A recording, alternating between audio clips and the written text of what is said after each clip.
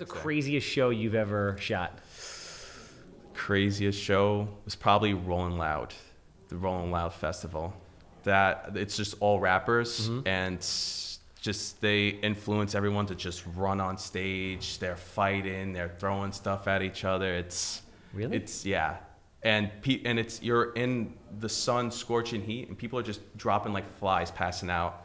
They were actually crowd surfing people that were passed out, passing them to EMTs to get them out. Yeah, crazy. It's no joke. Right?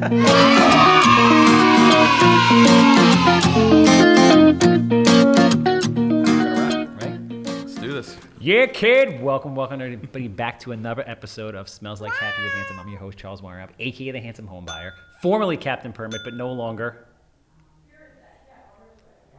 Captain Permit. But still fully supporting Captain Permit. 516-513-8838. Obviously, if you have a house that smells like happy, I want to buy it. Land, I want to buy it. Commercial property, I want to buy it. Non-performing notes, you name it. You'll buy it. I'll buy it. 516-777 sold. This podcast and every other podcast is obviously sponsored by Cardinal Financial. None other than the great Sal Rizzolo of Cardinal Financial. We know him. We love him. You should know him. If you knew him, you would love him. Do you know him? Yes. Heard of him. Never spoke with him, but know him. You'll love him. Sal Rizzolo. He's the man. So we're on the top 20 under 40 train, bro. Yep. Do the train toot. Oh, there we go. That works. little bicep flex and toot at the same time. So we're about halfway through the top 20 under 40. Extremely impressive group. Congratulations. Yeah, thank you. Congratulations. Everybody is top notch. We've done 2 others today because we're bulk shooting these things, and they crushed it. I expect nothing less from you. No pressure. No pressure. No pressure. So everybody knows who you are. You are Zach Mazor, Douglas Elliman, been in the business roughly 5 years. Mm-hmm. Top 20 under 40 winner, obviously. You are on, and I don't want to butcher your name, but I'm going to give it a shot. Let me do it. Let me try it. Maria Babaev. Yes, got it. Yes, team. Number 1 team in sales on Long Island. Yep. Nice. So my first question is, and this is very good because we had a lot of new agents watch this. And when you get into real estate, obviously, it's like, yeah, get into real estate, they say. It's easy, they say. Make your own schedule, they say. Make lots of money, right? Deals are just falling from the sky, right? Obviously, we know that's not the case. So you started with DE or you started somewhere else? No, I started with DE. I interned once in the city with Town Residential. I didn't like the commute. I didn't like the company itself, no offense. They actually ended up going bankrupt. But just the whole city environment wasn't for me. Mm-hmm. So I looked for another internship, and I was introduced to Maria Babaev. Okay. I went under her wing, and then when I was graduating from college, she said, if you got your license, would you be part of my team? I couldn't say no to that. So as soon as I graduated, I went right for my license. Nice. Yes. Where'd you go to school? Adelphi. What'd you go for? Marketing. Nice. Okay. And I know we talked before, you have a videography, photography, editing background. Yes. Which is cool. Yep. Obviously helps with everything you do from a branding standpoint. Yep. But how important would you say, I think, so my big thing is I feel like teams really emerged in the last few years because agents really needed the support and they weren't getting it. Mm-hmm. So, and some of the greatest agents come out of these, amazing teams. How important do you think the team structure is? What has it done for you? What kind of benefit do you feel being on the team has given you versus being solo? I never been solo, so I can't speak for anyone that has been solo, but I will say being part of Maria's team, they're family to me. We always look out for each other. If someone can't go to an appointment, someone will step in. You can reach out to anyone on the team. They're a phone call away. So it gives us structure. It makes us available to anyone and everyone that's our clients, customers, anyone that we work with. So very grateful for them. Cool. So it's basically just what about like the training aspect of it, about you kind of like getting up to speed, doing the volume of business that you're doing in such a short period of time, like quick, like you just...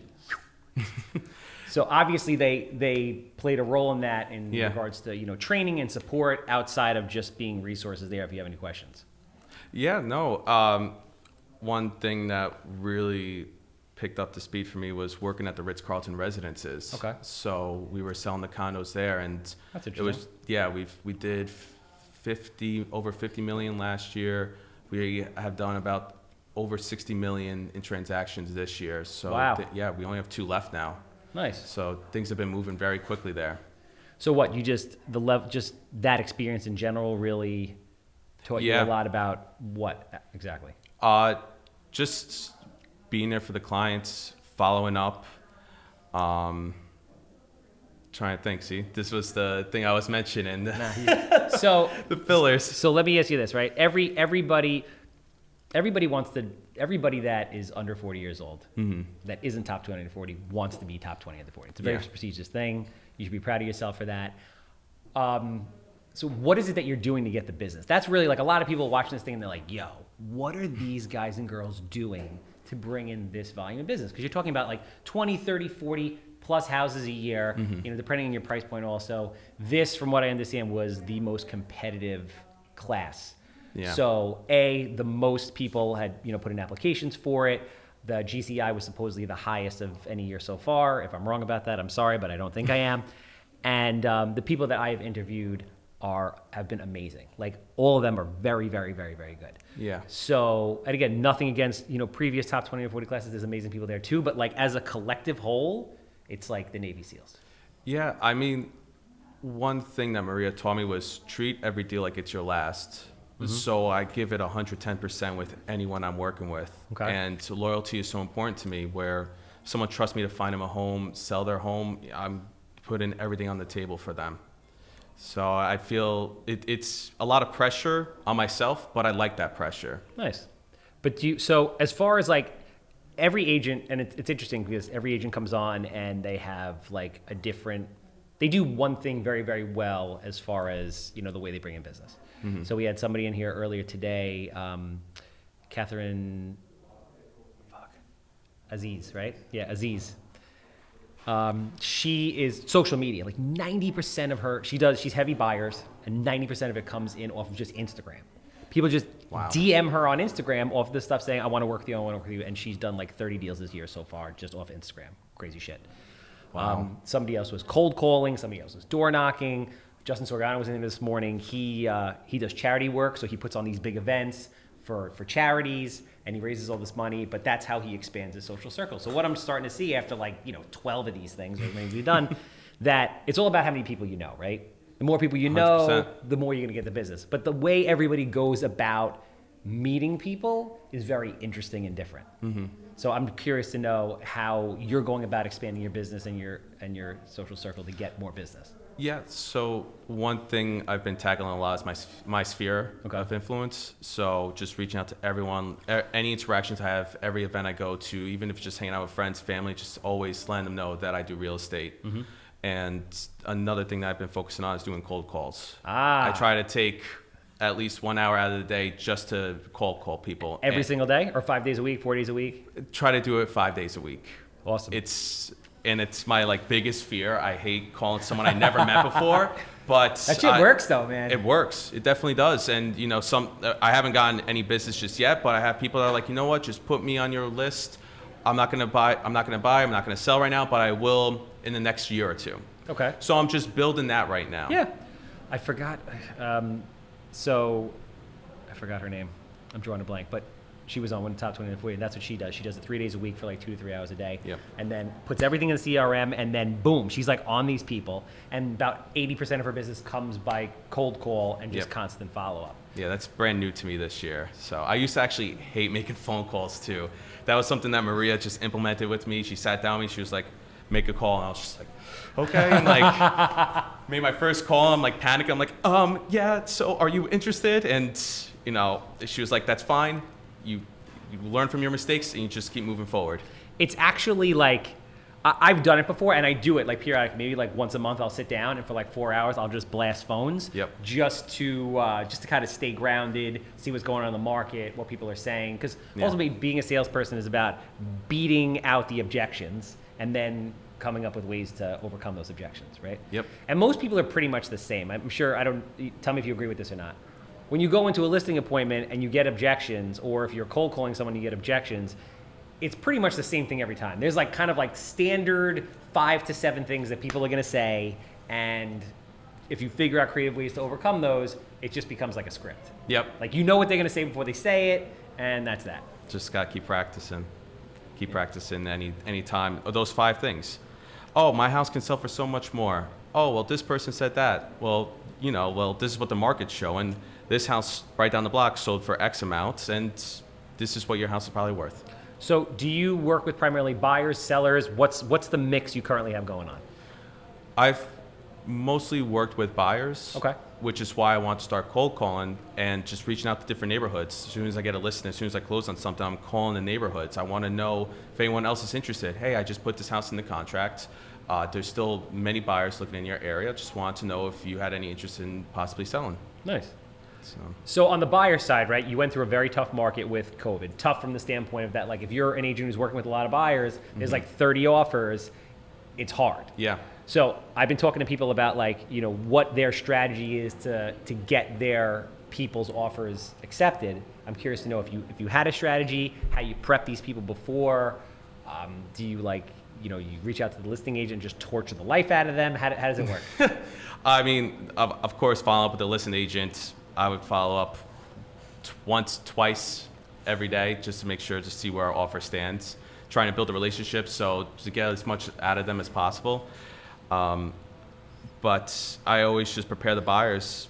We're coming in very aggressive, 20, 25,000 over ask, but they may not move forward with us. I don't want you to feel discouraged. We just move on if this happens.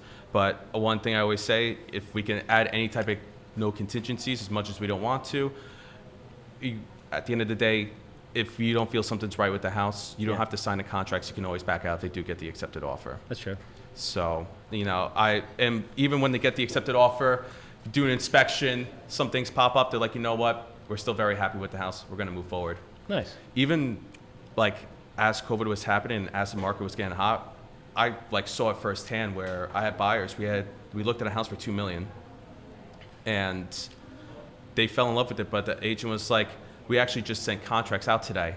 So they were like, okay, well, we're going to still put an offer in. So I sat down with them. I'm like, you have to be a little aggressive since they already have contracts out. They're like, okay, let's go 50,000 over ask. And I was just like, whoa, this was my first time doing something over ask like this. So I presented the offer. The agent's like, no, they're going to still move forward with the contracts that they have. Okay. Tell my buyers to say, go 100,000 over ask. I'm like, my stomach was twisted. I was like, you guys sure? Now you're going with your heart. Yeah, do no appraisal contingency too. I'm like, you sure? Because this house will not appraise 100,000 over ask like this. Don't get me wrong, beautiful home, indoor pool. You walk a quarter of a mile to the beach. It was beautiful. So I submit the offer 100,000 over ask. Agent comes back saying, you and another offer are coming in, very close to each other. The seller will take 300,000 over ask. I'm like, what? I go back to my buyers. I'm like, listen, this is not worth it. They're like, well, do 125,000 over ask. I'm like literally telling them, I'm like, this is not going to appraise. You guys okay with this? They're no problem. They ended up going with the other offer. Looked on public records. It sold 175,000 over ask. Wow. And that was when we were like, okay, the market is getting super hot now. And it was getting very aggressive. This is at the beginning, right after COVID, when the market started going. Yeah. Got it. Oh, yeah.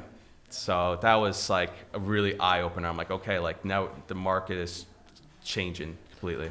So do you stick to a specific area? Do you farm a certain level of towns? Are you in a particular price point? What is your kind of model? I try to stay in Suffolk and Nassau as much as possible. Okay. North Shore, South Shore, doesn't matter to me. Okay. You're selling $200,000 houses, you're selling $2 million houses, or you typically sell in a certain range? Both. I have a client I've been working with for a couple months now looking in the 200,000 range. Mm-hmm. I also have buyers that are looking in the $2 million, $3 million range. Doesn't stop me. So where do you get such a diverse group of clientele like that, though?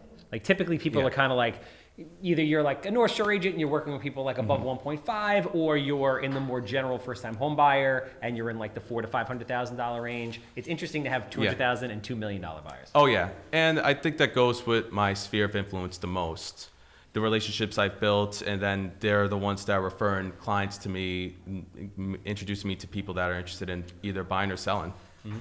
So, just been really conquering the sphere. have a desire to buy a house, you will travel, basically. Anywhere on the island. How do you work with the buyers? Since you're more buyer heavy, how do you prep these people to go into battle? Like when they first, you get the call, they're like, Yep. listen, I heard you're great. I'd love to work with you. You know, I want to buy a house. They're basically saying, help me. I'm ignorant of the process. I have Yep. no idea what the hell's going to go on. I don't know anything about the market. What do you do with them? I really just sit down with them. I really prepare, like I was mentioning before. As soon as we put an offer in, get ready. It may not get accepted, but we just move on. Show them, what their price range entails, like where you can be, and sometimes it takes them further east than they want to, because a lot of people I work with, they want Nassau, they want Port Washington, they want Roslyn, but then their price range doesn't meet that, and I'm like, consider other areas too. So that, like, I'll introduce them to the South Shores, tell them everything about Wantaw, Seaford, and then if they're not finding anything there, introduce them to other towns in Suffolk, Babylon, Patchogue. So, what about as far as, how strong they have to come in with offers or, just setting up with loan officers, things like that? Do you prepare them for that? If so, how do you do that? Yeah, I mean, as soon as my first conversation with them is if they're pre-approved. That's the first thing I ask them, and if they're not, I refer them to some of our lenders. And if they, I'd say probably 95% of the time they're already working with the lender. Yeah. They already know what they're pre-approved for because they already saw what the market is like. They're already prepared. Everyone sees how aggressive the market's been. No, that makes sense. Yeah. What advice would you give other agents in your position who want to be a top 20 under 40 winner but haven't gotten there yet? Like brand new or like in the process right now? In the process. They've been an agent for 2 years. They're like, listen, I'm really struggling. I'm trying to get top 20 under 40. What advice? They're doing 10 deals a year, 12 deals a year. What is your advice for them to get them to that next tier? That probably goes back to treating every deal like it's my last. They should definitely be doing that, treating every deal like it's their last, where they're really putting it 110%, leaving everything on the table, and also to not be discouraged. Sometimes you're so nervous, you're hesitant to make that phone call, go into an appointment, you're not sure what to expect, but prepare yourself for the worst, prepare for the best, and, secure the deal. Nice. That makes sense. Yeah. Where, I remember we were talking a little bit about, your previous career. Talk about kind of, what you used to do and then how you got into real estate. They're two completely different things. That's why it's interesting. It's like you went from a creative role to a sales role. Yeah. And it's just, those are two things that usually don't go together, and you've pulled them off exceptionally well. So it's interesting. Yeah. So, I work for Getty Images, doing photography for entertainers. I'll work concerts at Jones Beach, Barclays, Madison Square Garden. You're up on the stage? You're up on the stage? Sometimes it depends. Festivals, I sometimes sneak on, get the background shot. But most of the time, it's like in the pit where the security is. That's dope. Yeah. That must have been a very cool experience. Oh, it always is. Always is. And it's a lot of fun. And the one thing I just didn't like about it was the fact that, I'd work the show, have so much fun, and then I'm editing pictures till 4 a.m. And I'm just like exhausted. And then it's like, all right, well, I have real estate appointments the very next day. Like I have to get sleep. I'll post the pictures on Getty, sleep, wake up at 8, 9 o'clock, and then just go to the next appointment, depending on like where my day starts. And it just doesn't stop. No, it didn't repeat everything. What was the craziest show you've ever shot? Craziest show was probably Rolling Loud, the Rolling Loud Festival.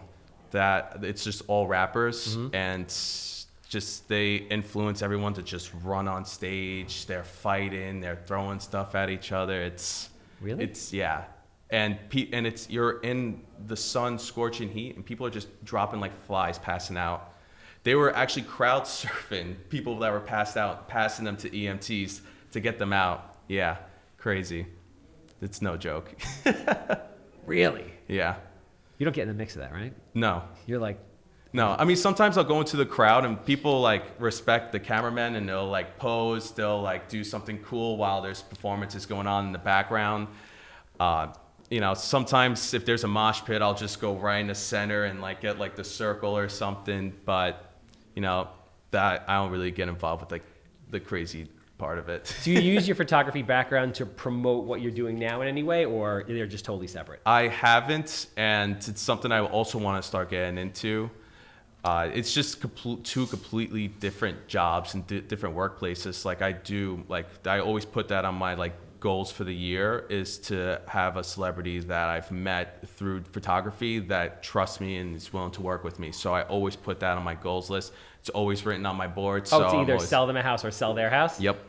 Yeah. How do you go about? So these are people that you have relationships with that you reach out with, or no? It's more the relationships with like their agents or their managers, and then it's like I'll be introduced to them, but it's very quick. So it's just more of just like having them know that I'm a photographer, knowing that they can trust me to take their pictures. We're not going to post anything bad like the paparazzi do. It's just strictly professional and just making them look good.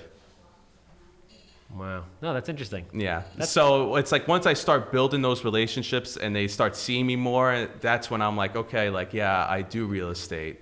I feel like that's an interesting hook too. Like and then obviously word of mouth, right? So once you work with one celebrity or two celebrities, it's like, that's it. Yeah. They all share it amongst each other. And obviously, usually the price points there are higher. Yeah. So you get people on the Gold Coast, North Shore, whatever it is, Manhattan. Yep. Hamptons. Yeah. So big money. So that's on my list. Nice. That that's a really good angle. It's very interesting to hear how everybody's like, they all get to the same place, but how they go about doing it. Everyone has a different story. It's all very different. Yeah. So aside from that upbringing, where'd you grow up? West Babylon, right here. Oh, so you're went to North Babylon High School. So. Yeah. What's as far as future goals, right? You've been doing this for 5 years. How old are you? 28. Fuck, you're so young, dude. Do you feel young? Sometimes, I actually got a massage and my neck's been sore for the last 2 weeks. So I'm like, oh, I'm all right. I'm feeling it a little bit. It's the deal pressure. Yeah. Oh yeah. What do you like? How do you feel about the market? Like, so you've been in the market long enough to like see the weirdness that has been the last 5 years, right? Yeah. From like really hot to like mellowing to like shut down to absolute insanity to is the world coming to an end? Yeah. Basically, it's like, what is going on right now? Yeah. What do you like? What is your opinion? How have you handled that? How have you kind of changed your approach to business through that? Or have you just basically done the same thing and kind of powered through? It's really powering through. You just have to adapt to your environment. Same thing with photography, adapting to the craziness, the madness in shows. You have to adapt to real estate, where the market goes. Yeah, no, it makes sense.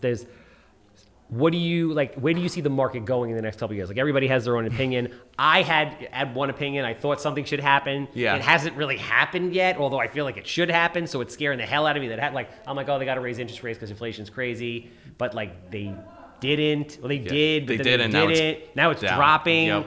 It was like, I got a quesadilla at the diner the other day. It was $33. I'm like, real true story. I was like, this is scary. Where'd you go? In the Whiskey Down Diner in Farmingdale Village. Okay. I live right over there. Yeah. So no, I stand corrected. It was $33.86 plus tip for a quesadilla and these Half Moon mozzarella sticks. So they're mozzarella sticks. They're fucking fancy mozzarella sticks. It was $33.86, right? That's the way I feel about it. Are you looking at me because of the Half Moon thing or the price? Could make 15 quesadillas at a store for less. Like less than 20. I almost fell off the bar stool. I'm like, all right, inflation. You get the check. I'm like, inflation is here. Yeah. Inflation has arrived. So, and prices, I don't know. Like, at first prices dropped like 5%. Now I see them kind of like rise again. It's like, it's fucking weird. Yeah, the market doesn't make any sense right now. I listed a house for $479. I had 2 accepted offers. The people disappeared. Like, their agents lost them. They're like, dude, we don't know where they went. Like, fucking disappear. Then it's like crickets for like 2 weeks. Then I drop it to $449. I get 4 offers and we sell it for $485. Doesn't even make sense. Wow. Like, what is going on right now makes no sense. And as an investor trying to figure out like how to move, it's stressful. It's all about adapting. It's funny, even in the beginning of 2020, like before 2020, everyone's like, the market's going to crash. This was before COVID too. It's going to go a downward spiral and everything. As soon as 2020 hit, I had a listing that was on the market, no activity for about 6 months. As soon as 2020 hit, we had 3 offers in the first 2 weeks.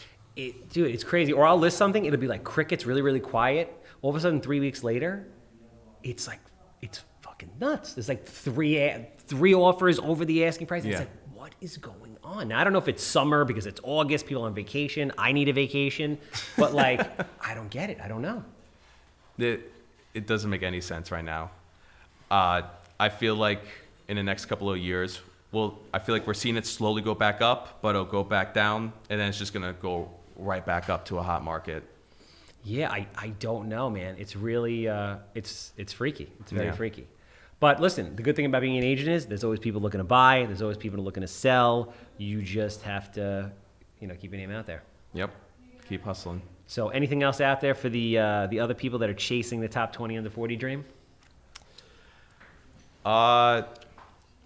Stay consistent. Follow up. Dude, follow up is like, yeah. I'm like, I've bought houses that we've literally tortured the life out of people for like 2 years. It's one of those things. You it's just like, can't give up. Follow up is king. It's like, hey, it's me, go fuck yourself. Okay, cool. Yeah. A month later, hey, remember it's me, you told me to fuck myself. I tried it, it didn't work, but I'm back. The one thing I notice every time I follow up with someone, I was just about to call you, which they definitely weren't, but because they see your name, they're like, oh, I definitely need to have this conversation with this person. Nice. So I think following up is key. Good advice, man. Listen, if anyone's looking to buy, sell, if they want to talk to you about anything, if they're interested in joining the team, where do they find you? Where are you on social media? Whatever you want to put out there. Yeah, personal account is Zach Mazor, and then real estate one is zachmazor.realtor. .realtor. Almost said .com. Got a good head of hair, bro. Thank you. Try to keep up with it. Yeah, it's nice. Thank you. Product in there? Yep. Crispy, but like soft but firm. Yeah, it stays like this throughout the whole day. The hairspray is the secret. Ah, yeah? Is it you one of those like 80s style, the big ones? Yep. Oh, yeah. Yeah, they're bringing those back? I did that shit when I had hair. Obviously, I'm the handsome home buyer. 516-777 sold. I want to buy it. You know the captain. You still love him. 516-513-8838. Don't forget my man Sal Rizzolo. That's a wrap. All right, we're done. This goes fast, right?